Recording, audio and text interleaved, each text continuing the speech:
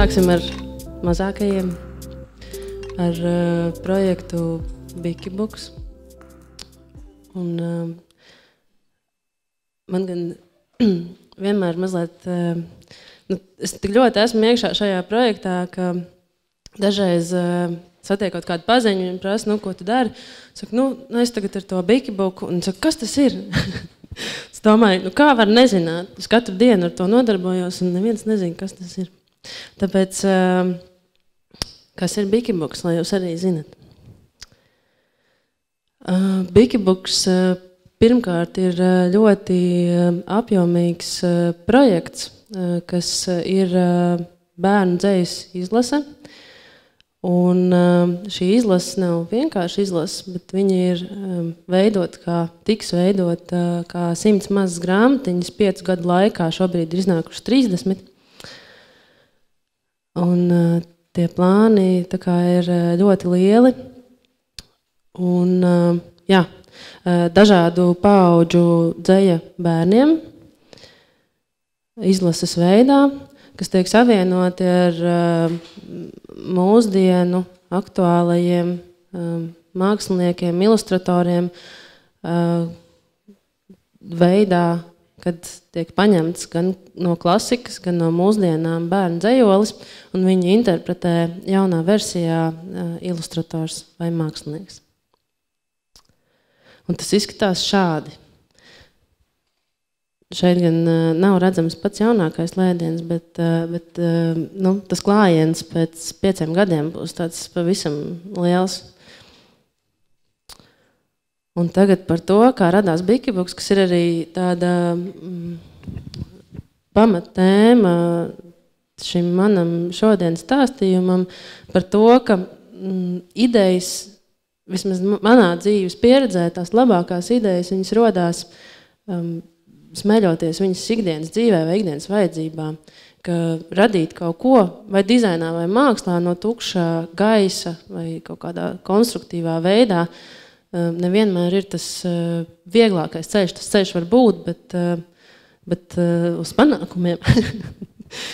Tad man liekas, ka brīnišķīgi ir skatīties to, kas notiek tev apkārt, un tad izdarīt secinājumus, kādas vajadzības ir pasaulē. Un šī te vajadzība pēc Bikibooka ir radusies manā ģimenē. Un man ir meita, kurai tolaik bija 2 gadi. Un, es nekad neesmu par zemu novērtējis grāmatas vajadzību dzīvē. Un es ļoti arī droši vien vājprātīgā tādā mammas ārprātā esmu lasījis savam bērnam jau 3 mēnešu vecumā. Un tad, kad Martai palika 2 gadi, es sāku diezgan aktīvi staigāt pa antikvariātiem un meklēt savas bērnības grāmatas, jo manas bija kaut kur pazudušas, kaut kur izkaisījušās. Man ļoti gribējās viņai nodot kaut kādā veidā to labo saturu, par ko arī mēs dzirdējām. Un tā es nonācu pie vairākām grāmatām, kas ir dzejas grāmatas. Un mēģināju tam 2-gadniekam tos dzejojus nolasīt. Tas rezultāts nebija tāds, kā man gribētos, jo, protams, 2-gadnieks, lai gan viņu interesē šīs te atskaņas vai skaņas vai joks, kas veidojās, viņam ir ļoti grūti noturēt tādu konstantu uzmanības tekstu, uz tādu vienu atvērumu lasīšanu, tādu kārtīgu lasīšanu.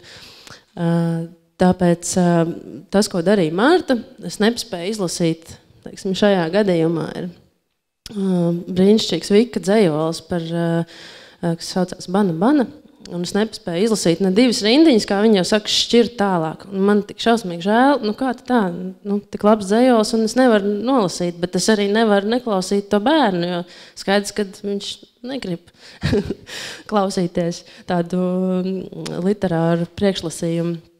Un šeit ir vēl viena grāmata, pēc kuras arī jūs redzēsiet, kā tas tālāk attīstījās. Šī ir Jāņa Baltvilka grāmata ar manas meitas vienu no mīļākajiem dzejoļiem Bikibooki. Jūs jau arī nojaušat, ka tā dzejoļa nosaukums kaut kur ir pēc tam atnācis. Un lūk, šis te dzējolis, brīnišķīgs dzējolis, kuru mans bērns varēja noklausīties tikai tad, ja es viņu lasīju priekšā pēc grāmatas, restīvi deklamēju. Un vēl joprojām ir tā problēma par šo te šķiršanas nepieciešamību. Un tad es devos uz tādu brīnišķīgu bērnu grāmatu izdevniecību, kuras ceru jūs visi zinat, Liels un Mazs. Un stāstīju šo te problēmu un teicu, ka, manuprāt, būtu prātīga doma vienu dzējoli izdot vienā mazā grāmatiņā. Un, ja es tagad paskatos atpakaļ, tas bija jau gandrīz pirms 2 gadiem, ka Inese, sēžot pie tāda liela apaļa galda, kāds ir redakcijā, Inese teica, jā, tā ir brīnišķīga ideja. Un mēs varētu izdot daudz tādu grāmatiņu, bet tad viņi vēl nezināja, cik tas būs šausmīgi grūti un laikietilpīgi un darbietilpīgi un resursus un naudu. Un, to, ka šis projekts būs tik neprātīgs, to neviens nezināja pašā sākumā, bet pateicoties tam, ka mēs to nenojautām, šis projekts ir to gaitu uzsācis. Un tagad jūs redzēsiet, kas notika ar šo grāmatu, ar šo dzējoli jaunajā Bikibuka versijā. Tātad vecajā versijā šīs ir vienas grāmatas, viena lapa. Un šeit ir pirmais Bikibuks, kas ir Reņa Petersona zīmēts Bikibuks. Un tagad jūs redzēsiet to, kā šis viens dzejols ir pārvērties ļoti garā grāmatā. Šis ir visgarākais Bikibuks arī pašlaik no visiem. Tātad aiziet. Es lasīšu jums arī, ja? Es lasīšu jums tā kā es jau kā mamma, tad es varu lasīt priekšā. Bikibuki baks, akmens smags.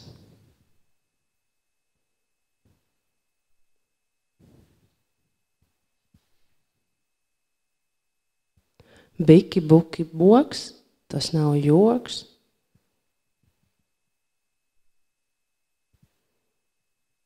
Bikibuki bass, brālītis mazs. Bikibuki biet, nav ko smiet.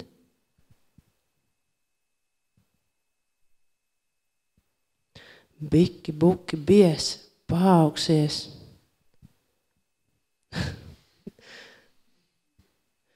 Bikibuki bels, tad viņš cels.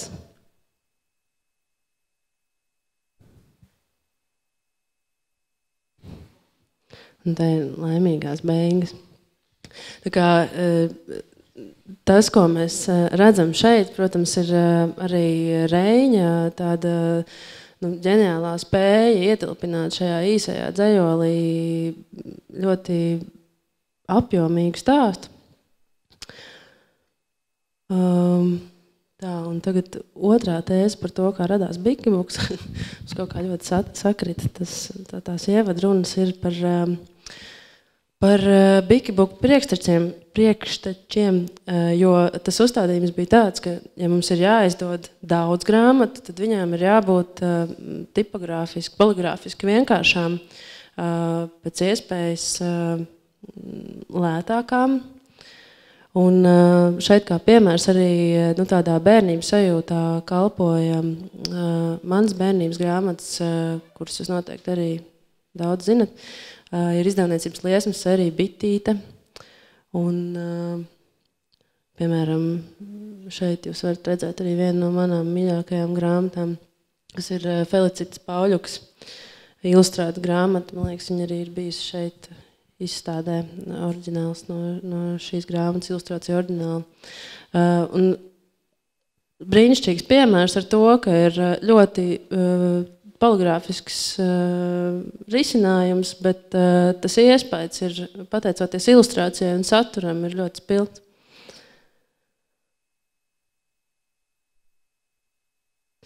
Šīs ir arī grāmatiņas, kuras reti kurš ir redzējis, bet ļoti jauka 90. gadu sērija.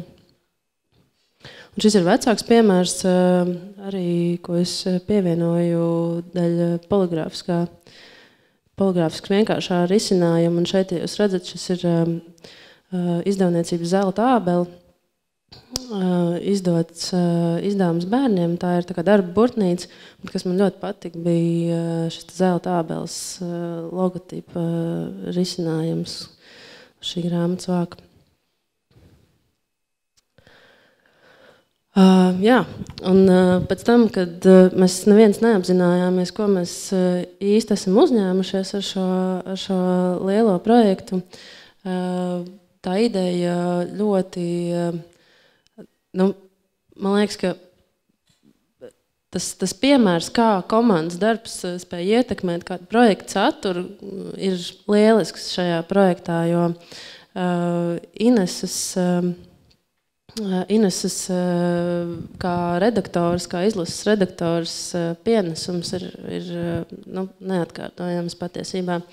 Un Bikibuka nosaukums radās no dzejoļa, ko es jums rādīju, no Baltvilka dzejoļa. Un man bija, kad mēs sākām par šo projektu runāt, es Inesai teicu, mums ļoti ilgi nebija nosaukuma. Un es Inesai teicu, ka tiešām tā arī bija, ka es tik intensīvi domāju par to, kā tam ir jāizskatās, ka es sapnī redzēju, ka šī projekta logotipam jābūt mazam zirdziņam. Es to Inesai izstāstīju, un Ines tā, jā, varbūt, bet tad atkal kaut kādā vienā brīdī Ines atsūtīja ēpastu, tas ir Bikibuks. Un tad, kad mēs zinājām, kā viņu sauc, tad mēs ar Arti ķērāmies klāt pie šī tēla radīšanas, kas bija ļoti, tas nebija viegli, tas nebija nemaz vienkārši, un tas nebija nemaz viegli, jo Bikibuks skan tik labi, un izveidot kaut ko, kas arī tikpat labi izskatās, ir tiešām grūts uzdevums. Un te ir jums unikāla iespēja ieskatīties mūsu skiču blokā, kur mēs nekad nevienam nerādam, bet es viņu izcēlu, tāpēc, ka šeit ir Juris Petraškevičs, ar kuru mēs vienreiz kopā jau esam runājuši auditorijas priekšā, un lai Jurim būtu interesantāk arī, es atļaujos tomēr pārkāpt šo principu. Tad jūs redzat, kā Bikibuks ir lēnām tapis, tādā ļoti tiešām intensīvā periodā, kur par katru no šiem tēliem mēs gājām runāt ar Inesu, un tad es atceros brīžus, kuros mēs sēžam pie galda, un Ines ar pildspalvu tur, Alīs tā bija ar pildspalvu svītro šito ārā, šito vajag attīstīt, un katrā ziņā nekāds prieks no tā, protams, nav. Un šī ir bilde, kas man ļoti iedvesmo, jo šeit pašā vidū ir redzams tas īstais, un tas viņam apkārt ir tās visas šausmas, kas ir bijušas jāpārdzīvo, lai viņš tomēr arī atskrietu, lūk, te šādā izskatā. Un man liekas, ka es aizmirsu jums iedot tās grāmatiņas. Man liekas, ka tu varētu kaut kā padot apkārt. Sadalām uz pusēm. Lai jūs arī redzat un varat pataustīt, kā tas izskatās. Tā kā Bikibuks ir dzejas izlase, un tas ir ārkārtīgi svarīgs balsts šim projektam, ka tās nav vienkārši kaut kādas grāmatiņas, bet mēs tiešām veidojam apzinātu izlasi, kas ir dalīta periodos. Tad mums bija ļoti svarīgi izdomāt arī veidu, kā šajā grāmatā norādīt periodus, norādīt to, kura pēc kārtas ir šī grāmata. Un tam arī, šim risinājumam arī līdz šim risinājumam nebija nemaz tik viegli nonākt, bet mums palīdzēja savukārt šajā gadījumā mazais formāts, kur mēs bijām izvēlējušies, lai bērnam viņu ir viegli šķirstīt. Un mums likās, ka tas mazais formāts ir kaut kādā mērā jau kā tāda pastkartīte, ka viņi varētu arī ielikt. Tā kā tagad arī ir ļoti daudz bērnu, latviešu bērnu, ko mēs arī novērojam projektā pirkšanā, ir tas, ka daudz bērnu ir ārzemēs. Un šis ir arī ļoti tāds labs suvenīrs ar, piemēram, vecmāmiņas iemīļoto bērnības dzejoli, ko var aizsūtīt savam bērnam. Tāpēc pie mums atnāca tā pastmarkas forma, kurā iekšā ir iekļauts laika atzīme un kārtas numurs. Un šim kārtas numuram arī ir, man liekas, īpaša nozīme, jo es bērnībā, piemēram, krāju tos mainīgos kalendārīšus, man ļoti patīk. Un vēl es šausmīgi izmisīgi centos savākt pa visām vecvecāku mājām tāds žurnāls Mazās bērnības tekas, un viņam bija tāda brīnišķīga marciņa, kur bija norādīts numur tas. Un šis ir īpašs sveiciens tiem, kuriem patīk krāt.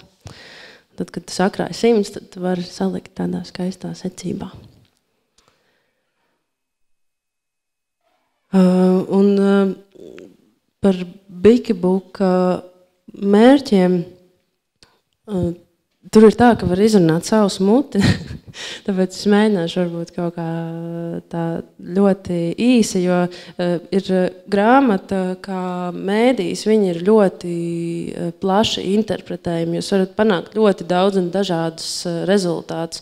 Un Bikibuks kā bilžu grāmata, viņš ir tas tuvākais, kam jūs varat pielīdzināt Bikibuku, ir animācijas filma vai teātra izrāde.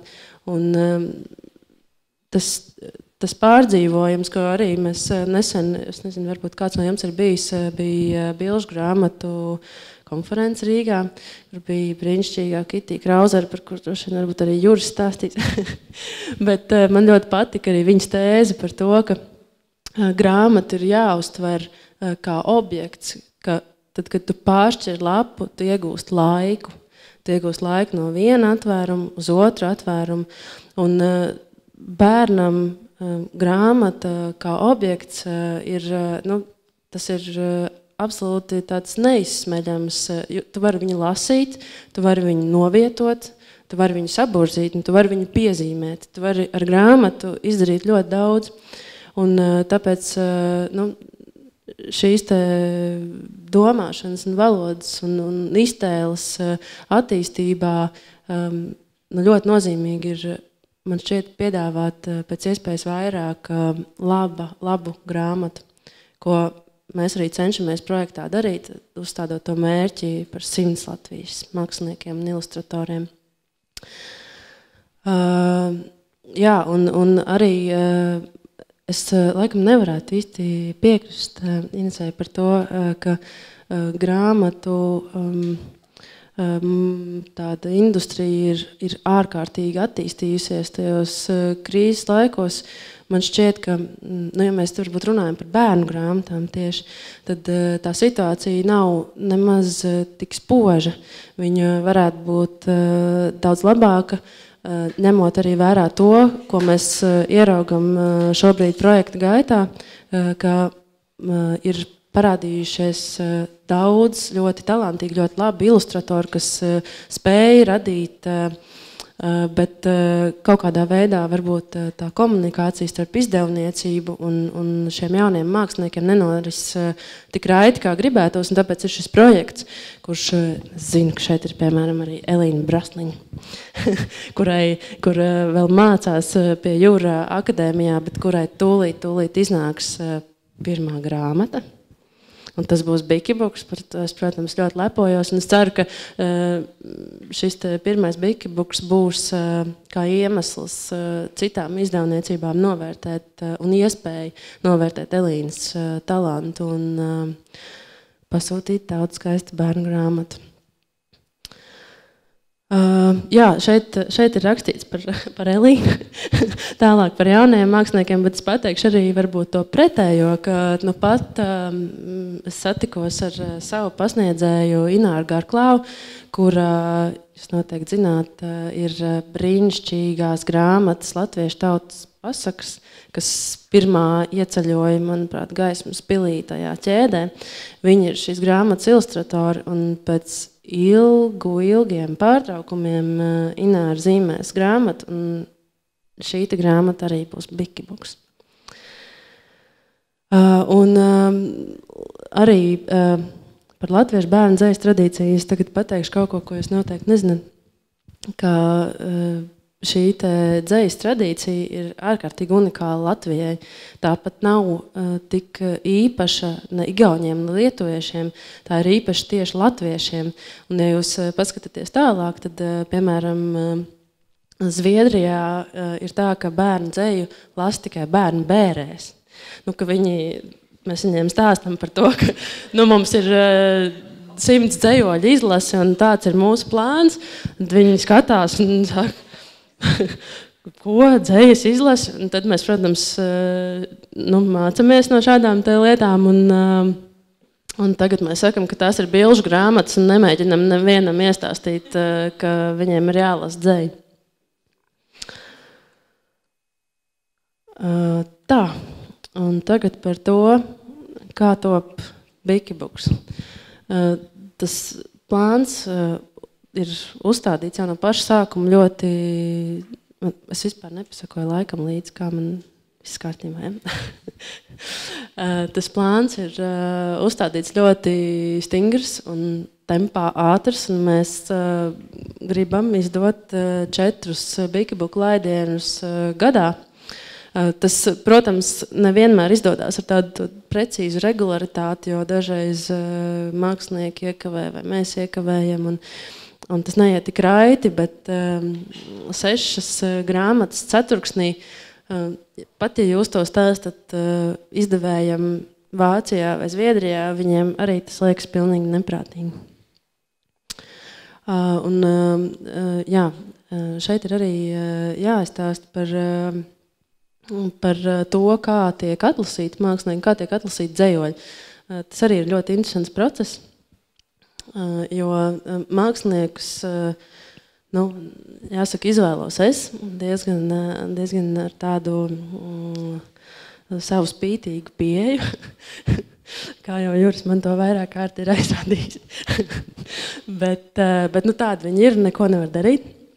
Kurā tagad tronī es sēžu, tajā es sēžu, bet Bikibukam ir vēl viena mamma, un tā ir Ines Zandere, kas savukārt atlasa dzejoļus.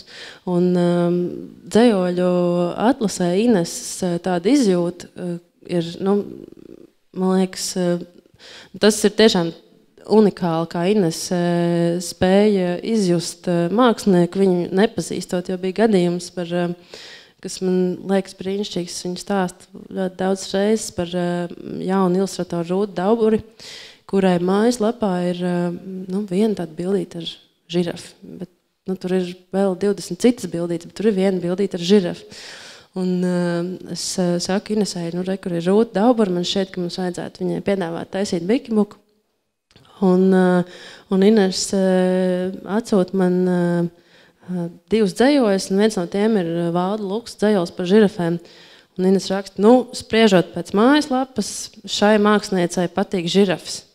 Un es domāju, tur ir tikai viena bildīte, bet es, protams, sūtu Rūtai šo te Ines atlasi, un Rūta Daubura atbild, jā, es par žirafēm, man patīk žirafs. Un tas unikālākais bija tas, kad mēs kādu laiku ar Rūtu Dauburu apmainījāmies ar dažādiem linkiem. Viņi man sūtīja filmu par angļu animācijas filmu par žirafēm peldbaseinā un par žirafēm uz Gārdienu vāka. Un tas viss, un vēl ar to dāņu zoodārzu, un kaut kā, tur sakrit viss pilnīgi līdz tā kā tāds pulksteņu mehānisms. Un šī Ines izjūta, viņa tiešām ir tā, kas spēj to katru atsevišķo grāmatu padarīt par notikumu. Jā, un tad ir, tad ir pats brīnišķīgākais šajā visā ir mākslinieka darbs pie skicēm, kas savukārt man ir ļoti interesants, bet ļoti, ļoti grūts, un to varbūt var saprast tikai pasniedzēji, kas paši ikdienā pasniedz, cik svarīgi ir atrast ar katru cilvēku, ar ko tu runā, kopēju valodu, un mēģināt saprast, kas ir tās idejas, kas ir jāizceļ, un kas ir tās idejas, kas ir jānorok, un atkal domāt par to, vai tu esi tiesīgs to izdarīt, vai tu neesi tiesīgs to izdarīt. Un šis process tiešām ir ļoti sarežģīts, bet 30 bikibuku tādā vēsturē varbūt ir bijuši 2 neatrisinājumi gadījumi, tā kā es domāju, ka tas ir labs rādītājs. Un tad pašās beigās to grāmatu mēs saliekam kopā, un šeit arī ir tāda interesanta lieta, ka ir mākslinieki, ir ilustratori, kuriem ir pašiem savu raksturīgu burtu grafiku vai pašiem savu ļoti precīzi burtu izjūtu, bet ir mākslinieki, kuri šo te uzdevumu nodod mūsu rokās, un tad mēs darām to darbu un ieliekam tekstu viņu grāmatās, un tas arī ir tāds nepārtraukts treniņš, tāda burtu piemērošana, ilustrācija. Nevienmēr tas ir izdevies pilnīgi, bet ir gadījumi, kad burti ir savukārt to grāmatu pacēluši uz augšu, un tad ir ļoti, ļoti patīkami redzēt to rezultātu. Un šeit ir no tādas ikdienas dzīves, te redzams Kriša Salmaņa skices viņa grāmatā, kas jau ir iznākusi, īpašie vārdi, Oriāra Vāciešu dzejols. Viņai ir jābūt kaut kur. Un šeit ir rezultāts. Kriša ir viens no tiem, kas, man liekas, es nezinu, jūs noteikti esat redzējuši Kriša darbus vai Venēcijas bienālē. Man liekas, ka šis ir tāds pārsteigums, viņa zīmēšanas spēja, un tāda, kas ir arī kaut kādā ziņā ļoti atrauta no viņa mākslas, bet ļoti pārliecinoša un ļoti tiešām es ceru, ka viņš zīmēs vēl grāmatas. Un šeit ir Ilza Abika, kura veidoja savu darbu no tādā kolāžas veidā, un te jūs arī varat redzēt, varēsiet novērot, tālāk būs ilustrācija, kas tika nodrukāta, jūs varēsiet novērot to, ka ir mainījušies burti, un mēs ar Ilzi kopā diezgan daudz strādājām pie šī burta izskata, lai viņus, bet šie ir Ilzas pašas radīti burti, bet tā cīņa nav viegla ar tiem burtiem. Un tad varbūt arī ātri par to, kā šis ceļš no grāmatas lasīšanas ar savu bērnu, kā viņš iziet tos attīstības posmus, un beigās tu atrodies, piemēram, ar 20 bērniem grāmatu darbnīcā, un šī visa ambrāža, šis viss notikums ir pateicoties tikai tam, ka tu esi kaut kādā brīdī saskatījis to, ko tev vajag, un izrādās, ka to vajag vēl kādam. Un tāpēc mēs arī tos vēl kādus cenšamies ap sevi pulcēt, un mums notiek darbnīcas, kurās mēs taisam grāmatas, un bērni ir ļoti spējīgi šajā ziņā un ļoti brīvi, kas ir jāmācās, man liekas, katram, kurš iemācās tās akadēmiskās zināšanas, tad ir jāiet atkal uz atpakaļ un jācenšas kļūt tādam ļoti brīvam. Un viņi to ļoti, ļoti viegli dara un ļoti viegli interpretē dzeju, jo viņiem ir tāds pats uzdevums darbnīcā kā māksliniekam. Un šī bilde man ir ārkārtīgi mīļa, jo šeit mēs darījām mazliet savādāk. tāpēc, ka mums bija nevis dzejols, bet mums bija 3 burkas. Vienā bija kas, otrā bija kur, un trešā bija ko darīja. Un tad bērns varēja izvilkt no katras burkas vienu lapiņu, un viņam sanāca viņa grāmatas nosaukums. Mēs mazliet baidījāmies, vai nebūs ļoti grūts tas uzdevums. Tā kā šī darbnīca notika pie Raņa pieminekļa, man ļoti patīk šī saskaņa ar grāmatas nosaukumu, kā Rainis noskuma rudenī un Viljams melanholiskā tādā sajūtā. Un tad šis arī ir viena no lietām, ko mēs darām. Mēs veidojam nozīmītes ar bikibuku un arī ļoti iedvesmoja šis ārkārtīgi brīvais krāsojums. Un vēl viena lieta, jā, kas ir arī ļoti svarīga šajā projektā, ir ļoti svarīgi kaut kādā veidā pierādīt to, ka ilustrācija ir brīvstāvošs, ļoti nozīmīgs vizuālās mākslas žanrs, ka tas ir pastāvīgs, ka tas dzīvo tiešām tādu savu dzīvi, ka tā nav tikai ilustrācija. Jo bieži vien arī darbā ar māksliniekiem, kas ir gleznotāji, viņi tādā labticībā ļoti nokrīt pēkšņi no tā sava stila uz kaut kādu tādu citu stilu meklējumu, jo viņi saka, bet man taču jāzīmē bērniem, bet mēs sakam savukārt to, nē, tev ir jāzīmē tā, kā tu zīmē, bet tas nekas, ka tu zīmē bērniem, jo nav nekādas starpības, vai tu zīmē bērniem, vai tu zīmē pieaugušajiem. Un mans tas novērojums ir tāds, ka jo vairāk ir tā cenšanās zīmēt bērnam vai radīt bērnam, arī, es nezinu, teātrī vai mūzikā, jo švakāks ir tas rezultāts. Un tāpēc mēs gribam māksliniekus iedrošināt ar to, ka mēs arī rīkojam izstādes. Un šī gadījumā bija izstāde Galerijā Istaba, kas ir arī īstas mākslas izstāde, izstāžu zāle. Un, lai tā kā apstiprinātu to, ka tā ilustrācija ir skatām arī kā atsevišķs mākslas darbs. Mēs rīkojām šādu izstādi, kādas būs arī nākotnē. Un šī ir iepriekšējā izstāde Unas Laukmanis, kas bija Neputna mākslas galerijā. Un vēl viena lieta, kas ir nākusi no tā tālā punkta pirms 2 gadiem, tā ir Santa Remere, kas portālā Satori jau no pirmā laidiena, vai no otrā, es varu kļūdīties, kopā ar savu dēlu raksta recenzijas par katru bikibuku laidienu. Un tas brīnišķīgākais ir tas, ka tas ēžens viņš aug, un mēs arī redzam, kā aug bikibuks, un redzam, kā aug ēžens, un redzam, kā aug viņa prasības, vai kā krītas viņa prasības, un kā viņš izmanto šīs grāmatas, jo vienu brīdi viņš viņus izmanto kā priekšmets, vienu brīdi viņš viņus lasa. Un ir ļoti patīkami redzēt, ka mēs esam spējuši radīt tādu atbalsi arī citos. Un